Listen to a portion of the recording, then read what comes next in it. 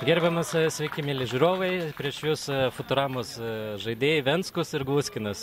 8 ir 2. Taigi mes pabaigėme finalą savo, laimėjome 13 vietą. Yeah. Taigi, gerbiamas mūsų menedžerį, ką pasakysite, kaip įvertinsite sezoną? Ar labai nuostolių turėjote, daug ar mažai? Na, nežinau, gal ir neblogai sulošėm.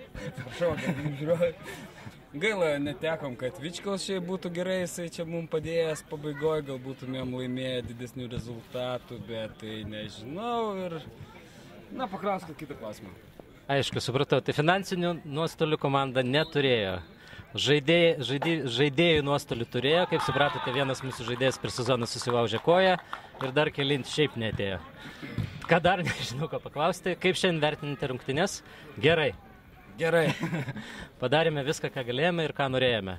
Įvykdėme šio sezono, kaip sakant, uždavinius, neužėmėm 16 vietos ir aplošėme Barklį. Netilpsiu, buvo jau šitas filmukas, ačiū. Ačiū.